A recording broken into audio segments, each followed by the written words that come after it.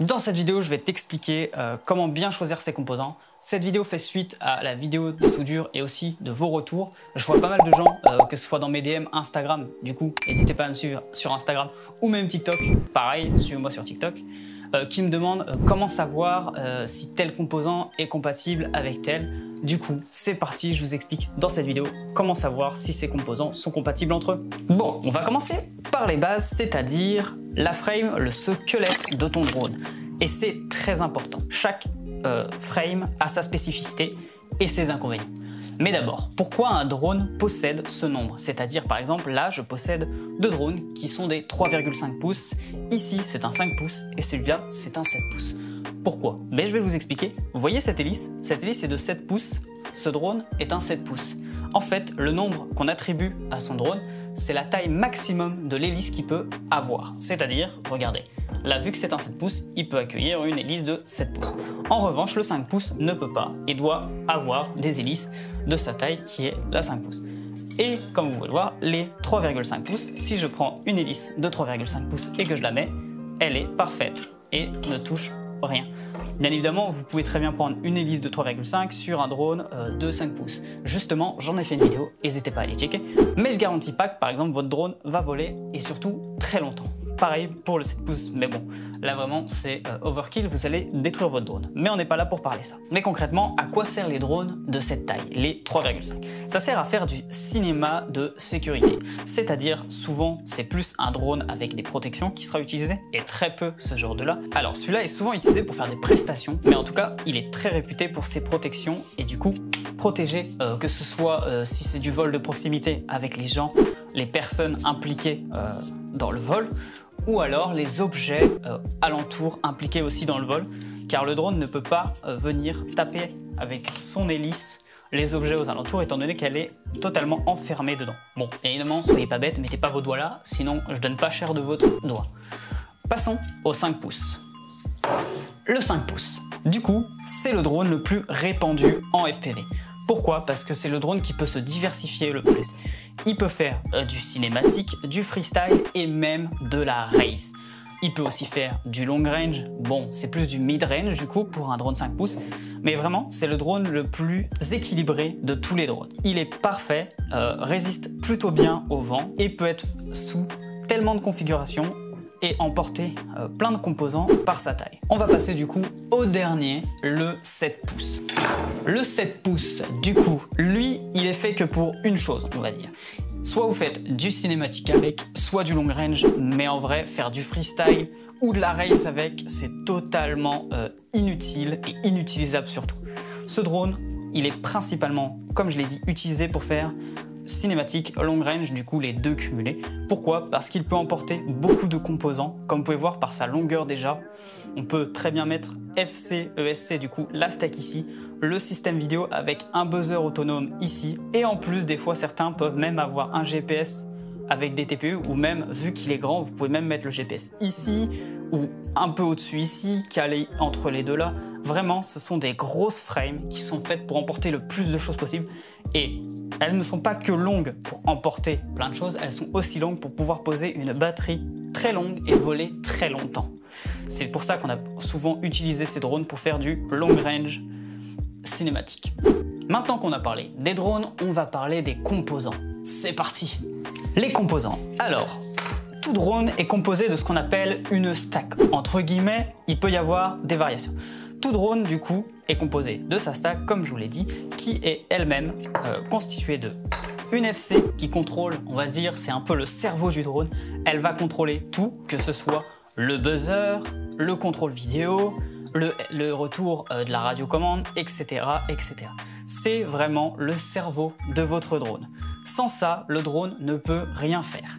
Ensuite, il est composé soit d'une ESC 4 en 1, c'est-à-dire une ESC où les 4 sont réunis sur une board, ou alors vous pouvez acheter individuellement 4 ESC branchés après directement sur votre FC. Mais peu importe ce que vous choisissez, au final, tout finit branché sur elle qui est le cerveau.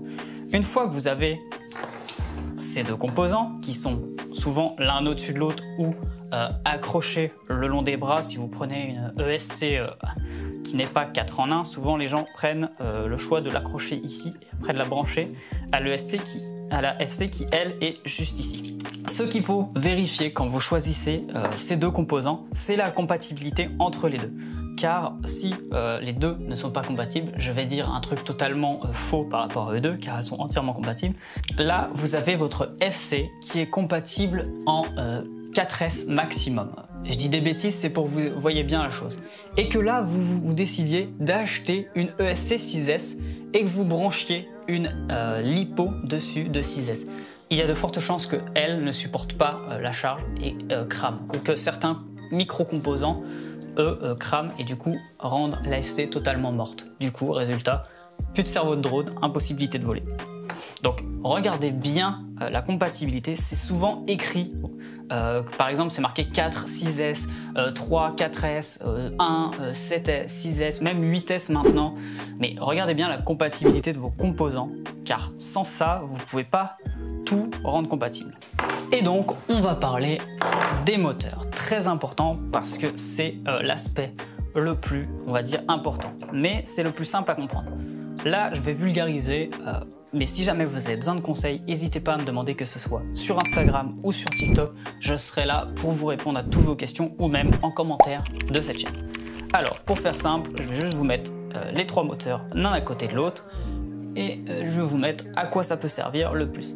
Les gros moteurs, souvent, sont utilisés pour faire du long range parce qu'ils sont moins énergivores et ils ont moins de kV, du coup, ils consomment moins. Par contre, sont moins réactifs, donc sont pas utiles à beaucoup de choses. Ensuite, les tailles standards, ce que j'appellerais la taille standard, c'est-à-dire c'est les moteurs les plus répandus. Ils sont souvent utilisés pour tout, absolument, que ce soit du freestyle, de la race ou même du cinématique.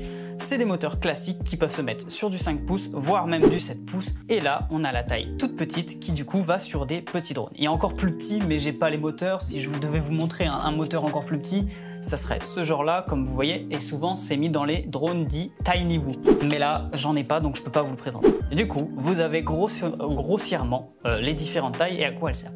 Faites attention, par exemple, en 6S, trop de kV, ça tuerait votre drone.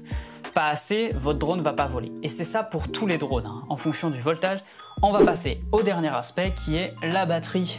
On va parler du coup du plus important, ce qui alimente votre drone. Donc là, on va parler de la batterie. C'est très important.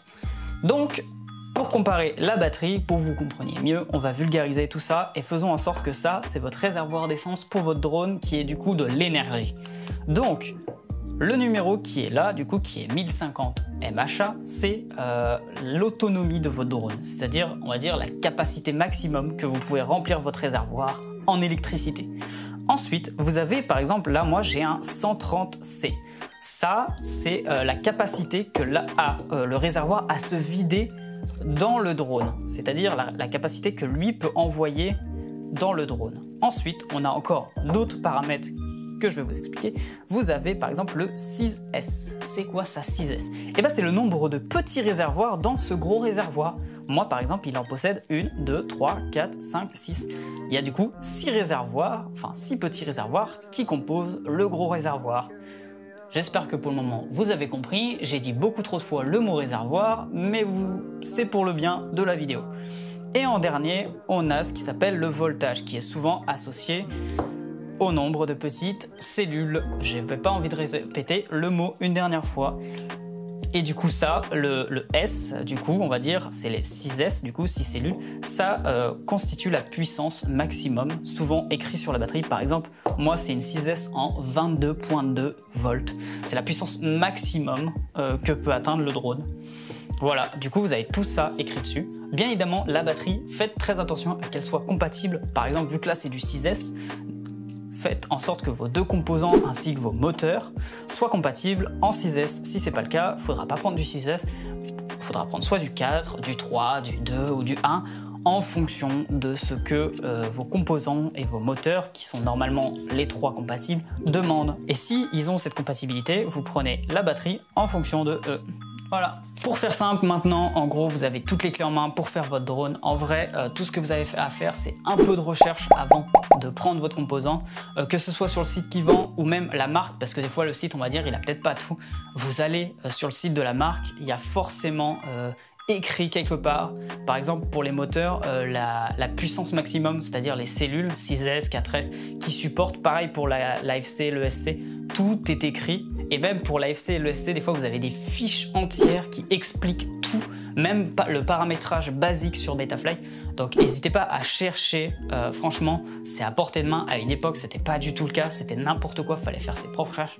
Maintenant vous avez tout pour vous aider, vous avez toutes les clés en main on va dire. Donc n'hésite pas à enregistrer cette vidéo, elle peut peut-être te resservir plus tard, on sait jamais. Ou même à l'envoyer à un de tes potes qui bite que rien dans le monde du FPV et qui adorerait créer son drone. Sur ce, si tu as aimé cette vidéo, n'hésite pas à la liker, partager et à t'abonner. Il y aura encore plein d'autres vidéos de ce style où je vais vous apprendre toutes les bases du FPV. On a fait la soudure, on vient de faire les composants. Je vous laisse deviner c'est quoi la prochaine étape. C'est de réaliser un drone de A à Z, mais cette fois-ci un vrai, pas comme dans cette vidéo où j'ai totalement foiré. Donc reste abonné et à l'affût. Moi je vous dis à la prochaine, salut!